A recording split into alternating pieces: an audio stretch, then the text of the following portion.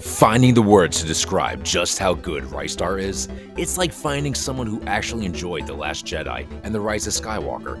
Not only do I think this game is incredible, but I consider this game to be the best platformer on the Sega Genesis. Yes, that's right, Sonic 2 fans, I said it, the best. This game has aged like a fine wine, like Hayden Christensen's portrayal of Anakin Skywalker, like your favorite pair of jeans, like eating your wife's ass. The more you experience it, the more you love it.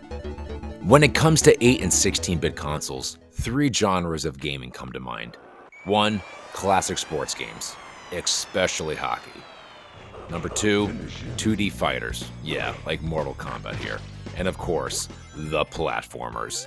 I would bet my copy of Panzer Dragoon Saga and my right testy that anyone watching this video right now has played a platformer. Whether it's a classic game or something modern, platformers have become a staple in the video game industry, just like diabetes in the United States and shoplifting in San Francisco. In the late 1980s and the early 1990s, platform games experienced a crazy boost in popularity thanks to the obvious release of Nintendo's Super Mario Bros. On the NES and, of course, Sonic the Hedgehog for the Sega Genesis. The fact that these two characters became the company's logo just showed how popular the 2D platformer was during the 8 and 16-bit generations. Don't get me wrong, I'm a die-hard Sega fan. I live and breathe the Sega Genesis, but let's be honest here. The tour de force, the masterpiece of 2D platforming is, of course, Super Mario World on the Super Nintendo. Nothing will ever top this game. There's really no point in even describing how good it is. You just have to experience it. It's like someone describing sexual intercourse with you over the phone. It's just a perfect example of a game that you have to play before you die. With the release of Super Mario Bros. 3 on the NES and Super Mario World on the Super Nintendo, like a mosquito bite on a forearm, Sega was itching hard for something to rival Super Mario World. Of course, we all know the story. They captured lightning in a bottle and created Sonic the Hedgehog. And boom, the start of the 16-bit wars began. The good old days of video games and console wars. Don't get me wrong, I love modern gaming, but what really chaps my ass is that most games today are loaded with ridiculous microtransactions and downloading 90 gigabytes worth of patches every time you turn on your goddamn console. Jesus Christ, can I just play the fucking game? Although Sonic the Hedgehog 2 is considered Sega's platforming magnum opus on the Genesis, I tend to slightly disagree like I said before. I am in no way knocking this game at all, as I do think Sonic 2 is a 10 out of 10. It's a masterpiece. I love this game and it blew me away as a kid, just like watching Darth Maul fight Obi-Wan and Qui-Gon Jinn for the first time. There was a game that I grew up with that I considered to be a slight notch above Sonic 2 in my opinion. It might not be everyone's opinion, but it was my opinion. A game that I always came back to. A game that, literally, no one ever heard of in the 90s. Ristar. Ristar? Ristar? Ristar? As a kid, I always called it Ristar, but now that I'm older, I guess I finally realized that it's probably called Ristar, as in a rising star, as you can see back here. But like I said before, no one ever heard of this game back in the day. I would ask all my friends if they ever played this game, and they looked at me like I had 4 testicles. Thanks to the invention of the internet, it all makes sense to me now. This game was released in February of 1995, just 3 months before the launch of the Sega Saturn.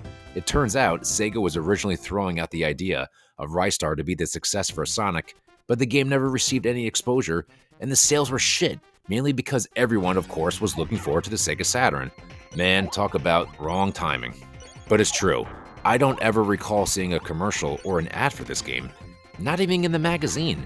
From what I remember, my mom bought this game for me at Nobody Beats the Wiz. Yeah, remember that store? Anyway, let's get into it. It should be noted that this game focuses less on jumping and speed, like in Mario and Sonic, and more on the use of Ristar's stretchable arms, which can reach in 8 different main directions. Kinda like in Castlevania 4 on the Super Nintendo, right, with the whip? Ristar's extendable arms are used as the main means of attacking enemies, through extending his arms, grabbing the enemy, and pulling himself towards them into a headbutt motion. Pretty unique for the time. The same motion also allows for opening treasure chests or striking different parts of the environment, such as knocking over trees like you'll see right here. Additionally, his elastic arms can merely be used for grabbing and throwing objects as well. Definitely the highlight of his moves is the spinning move that he does on these star handles. Ristar winds up, and when he gains enough momentum, you start to see stars around him like you see here, and you can launch him in midair to reach places, destroy enemies, or escape the planets after beating them. But what makes this game so great and unique, there's no timer, there's no need for speed, it's explore the environment at a slower pace and reach the end. Look, let's be honest, this level is pretty much a ripoff of Green Hill Zone in Sonic 1. Why is it that every first level of a platformer is a lush green forest with an upbeat tune? Speaking of tunes, the music in this game is aces, 10 out of 10. Each level's music is very unique and coincides with the level design. It's actually pretty cool and provides the game with a great atmosphere. It should be noted that each planet consists of 2 levels, followed with a boss fight at the end, each level having their own music. Fortunately, each level isn't too long, so it's not one of those games where you'll get stuck on one level for a while. Once you beat it, you're like, okay, a few minutes later, I gotta beat the next one. One of the coolest features about this game is that when you beat a level, you fly up into space and they give you a score of how you did on the level.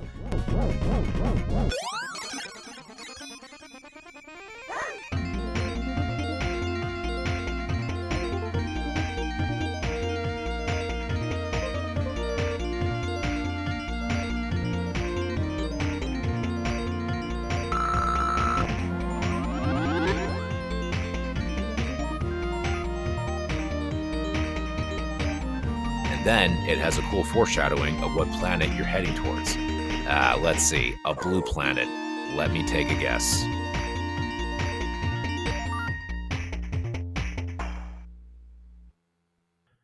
Planet Undertow.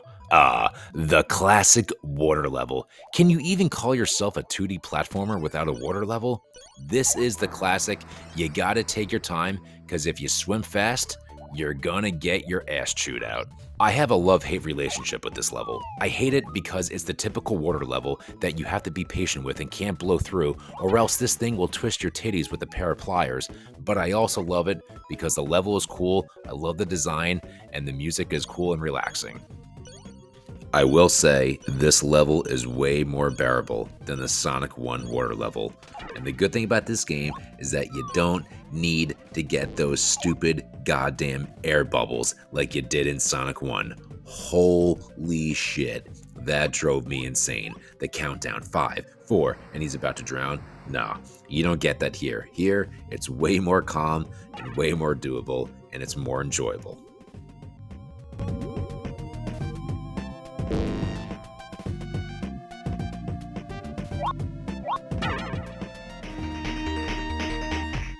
Planet Scorch. Yes, the fire planet. This is hands down my favorite level in the game, and by far, in my opinion, the coolest looking.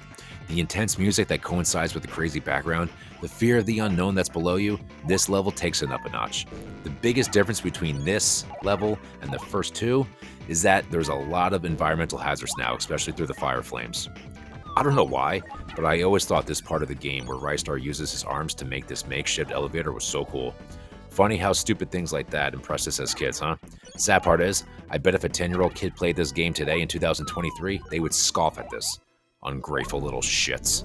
Anyway, if you haven't noticed, I'm just gonna shut up so you can watch some of the footage throughout the levels.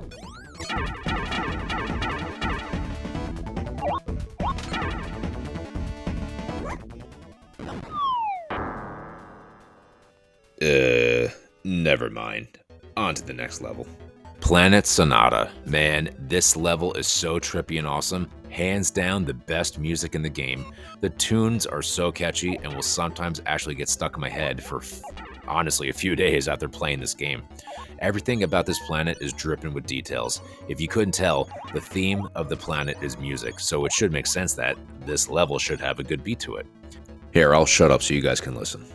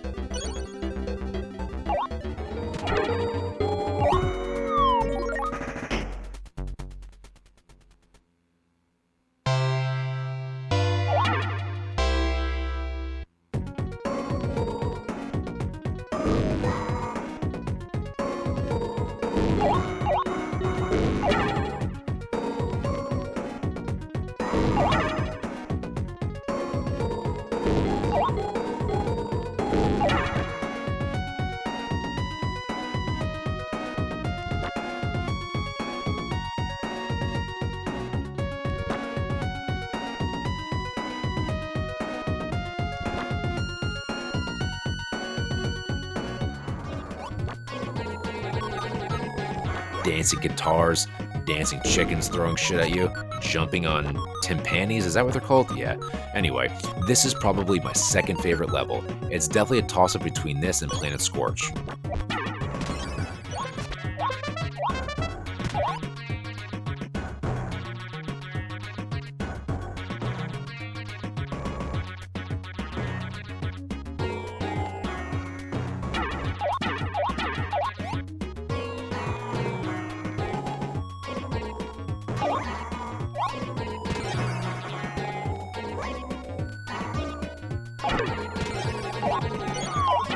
Yeah, Planet Freon.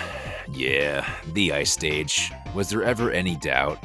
Again, the classic example of sliding all over the place because you're walking on ice. Now, I know what you're thinking. This game seems unoriginal. Well, I guess it kinda is when you consider the environmental hazards and surroundings, but the gameplay itself is what makes this game very original. Yes, jumping is a huge part of the game, but not like in Mario. It's hard to describe in words. Like I said in the beginning, you just have to play it to experience it. But before I get to the last planet, it should be noted that there are bonus stages in the game which adds replay value. Again, same as in Sonic 1, when you collect 50 rings and jump through a huge ring to enter the levels to collect the Chaos Emeralds, here, the star handles play a huge role on your strategy on beating the bonus levels.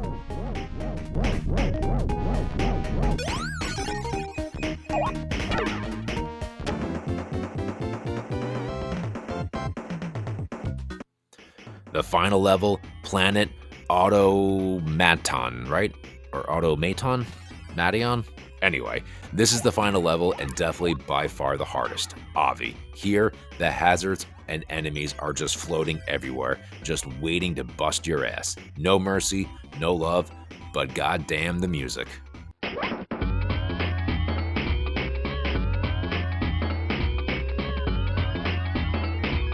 Man, what else can I say about this game? If you're looking to pick up a copy of this, well, unfortunately, a loose cart is going to run you about $60 depending on the label condition. And complete in box? Shit. You're looking at over $300, son. Unfortunately, this game was released in these crappy cardboard boxes in 1995 to save money. Fucking scumbags. You have a better shot of finding a nude of Mother Teresa than finding this game in good condition. And hey, don't ask me how. I have no clue why. But for some reason, my copy never got bent or destroyed. It's a miracle. Overall, this game is a masterpiece in my opinion. 10 out of 10. And like I said before, I believe that this is the best platformer on the Sega Genesis. I know a lot of people will say Sonic 2, and hey, I can't argue with that, but hey, this is my favorite platformer on the Sega Genesis. I've owned this game since I was a kid, and it's one of these games that I will never, ever get rid of for as long as I live. This will always be in my collection. Thanks for watching, guys, and hey, if you've ever played this game as a kid or played it recently, I would love to hear your opinion and especially your memories if you did play this as a kid. Thanks so much for watching, guys, and I'll catch you on the next one.